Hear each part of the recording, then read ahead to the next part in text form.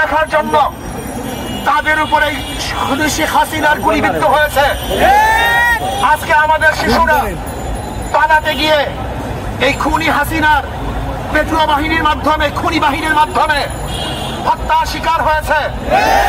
আজকে আবু সাইদ জীবন দিয়েছে, আজকে মুগ্ধ জীবন দিয়েছে, হাজারো সন্তানেরা কবরের মধ্যে আছে।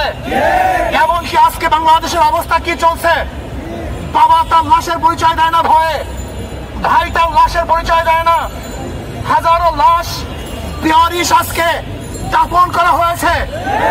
আজকে মানুষের শান্তি কেড়ে নেওয়া হয়েছে। আজকে বাংলাদেশকে বিক্রি করার ষড়যন্ত্র চলতেছে।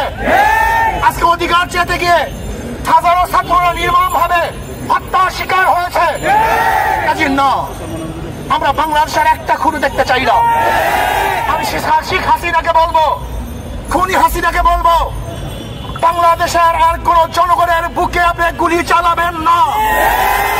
যদি গুলি চালান তাহলে বাংলাদেশের জনগণ ঐক্যবদ্ধ হয়ে এখন যেইভাবে মাঠে আছে এইভাবে ঐক্যবদ্ধ ভাবে গণভবনকে দখল করে ইনশাআল্লাহ। আমার আমরা তার সাথে একত্রিত আকর্ষণ আগেও ঘোষণা করেছি, এখনো করছি, ভবিষ্যতে থাকবো ইনশাআল্লাহ। কাজী আসন কোন ব্যক্তির, কোন গোষ্ঠীর এই আন্দোলন নয়, কোন ব্যক্তি, কোন গোষ্ঠীর আন্দোলন নয়। এই আন্দোলন বাংলাদেশের মাটি ও মানুষের আন্দোলন, বাংলাদেশের জনগণের আন্দোলন, এই ভূখণ্ডকে রক্ষা করার আন্দোলন, মানুষের নিরাপত্তা দেওয়ার আন্দোলন, মানুষের জীবন বাঁচাবার আন্দোলন, সমস্ত মানুষকে নিরাপত্তা দিয়ে এবং রাখার জন্য এই আন্দোলন, অন্য কোন আন্দোলন নয়।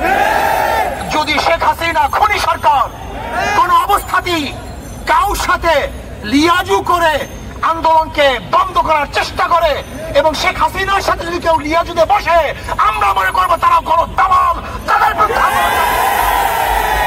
শেখ হাসিনার সাথে আর কোনো সংলাপ নয়, তার সাথে কোনো আলোচনা নয়। শুধু একটাই পথ, শেখ হাসিনার পদত্যাগ। শেখ হাসিনার পদত্যাগ ছাড়া দ্বিতীয় কোনো সংলাপ নয়, কোনো আলোচনা নয়, কোন বৈঠকে আমরা বিশ্বাস করি না। শুধু বৈঠক একটাই হবে, আমরা শুধু জানবো যে শেখ হাসিনা অমুক দিন গদি ছাড়ছে, এই সময় অপেক্ষা আছি। যতক্ষণ পর্যন্ত এই সংবাদ আমাদের কানে না আসবে ততদিন পর্যন্ত আন্দোলন চলছে, চলতে থাকবে ইনশাআল্লাহ। ইসলামী আন্দোলন বাংলাদেশ, তারা বাংলাদেশের জনগণ, মাটি ও মানুষের আন্দোলন করে, তাদের সাথে আছে, থাকবে। সেহেতু যখন যেই সময় যে আন্দোলন চলতেছে, এই আন্দোলন ইসলামী আন্দোলন বাংলাদেশ সম্পৃক্ত আছে, থাকবে ইনশাআল্লাহ। আগামী সোমবার 5 তারিখ ঢাকায় লক্ষ লক্ষ মানুষ নিয়ে এই খুনি শেখ হাসিনার উৎখাতের জন্য, পদত্যাগের জন্য, গদিচ্যুত করার জন্য গণমিছিল হবে ইনশাআল্লাহ। লক্ষ লক্ষ মানুষ নিয়ে ঢাকা ইনশাআল্লাহ সকাল 10টায় গণমিছিল শুরু হবে। যেই গণমিছিলের আওয়াজে শেখ হাসিনার মাস্টার ভেঙ্গে চুরমার হয়ে যাবে ইনশাআল্লাহ। বাইতুল মোকাররম থেকে শুরু হবে ইনশাআল্লাহ সেই গণমিছিল। আমিরুল মুজাহিদিন হযরত বিশ্বাস হুজুর দাওয়াত বরকতুল আলিয়া সেই মিছিলে থাকবেন, নেতৃত্ব প্রদান করবেন। আমরা সমস্ত জনগণ একত্রিত হয়ে, সবাই একত্রিত হয়ে সেই মিছিলে অংশগ্রহণ করব। আমি বাংলাদেশের শ্রমিক ভাইদেরকে বলবো, শ্রমিক ভাইয়েরা আপনারা নেমে পড়ুন, ছাত্র ভাইয়েরা, তোলাবারা, ওলামারা, যে যেখানে আছেন সবাই আপনারা নেমে পড়ুন। যারা প্রজাতন্ত্রের কর্মচারী, আমি প্রজাতন্ত্রের কর্মচারীদেরকে বলবো, এই খুনি সরকারের সহযোগিতা করবেন না। এই খুনি হাসিনা সহযোগিতা করার মানি হলো আপনি খুনকে স্বীকার করে নিয়েছেন, অবৈধ হত্যাকে আপনি সাপোর্ট দিয়েছেন। এর জন্য আমি প্রজাতন্ত্রের প্রত্যেকটা কর্মচারীকে বলবো, যারা প্রজাতন্ত্রের দায়িত্ব পালন করতেছেন, যারা প্রজাদের ভ্যাট এবং ট্যাক্সের পয়সা নিয়ে জীবিকা নির্বাহ করতেছেন, আমি প্রজাতন্ত্রের প্রত্যেকটা কর্মচারীকে বলবো, এই সরকারের অসহযোগিতা করুন, এই সরকারের সহযোগিতা করবেন না।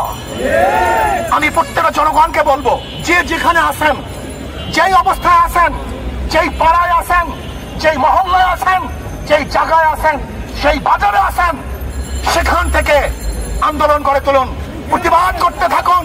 শেখ হাসিনার মাসকাতকে তসমাত করার জন্য সেখান থেকে চেষ্টা শুরু করুন। এজন্য আগামী সোমবার গোটা বাংলাদেশ ব্যাপী প্রত্যেক স্থানে গণমিছিল হবে ইনশাআল্লাহ। প্রত্যেক স্থানে গণমিছিল হবে, জেলার মধ্যে, থানার মধ্যে, যে যেখানে পারেন আগামী সোমবার বাংলাদেশের প্রত্যেকটা জায়গায় গণমিছিল হবে ইনশাআল্লাহ। আর ঢাকাতে ইনশাআল্লাহ গণমিছিল হবে। যে যেভাবে পারুন, যে যেখানে আসুন, সবাই ইনশাআল্লাহ রাস্তায় নামুন, রাস্তায় থাকবেন যতক্ষণ পর্যন্ত শেখ হাসিনা পতন না হবে। আমরা শপথ করবো রাস্তা ছাড়বো না ইনশাআল্লাহ। রাস্তায় আসি, থাকবো ইনশাআল্লাহ। বিজয় অবশ্যই আসবেই আসবে। আল্লাহ আমাকে এবং আমাদের সবাইকে কবুল করে নেন। এখন মিছিল হবে।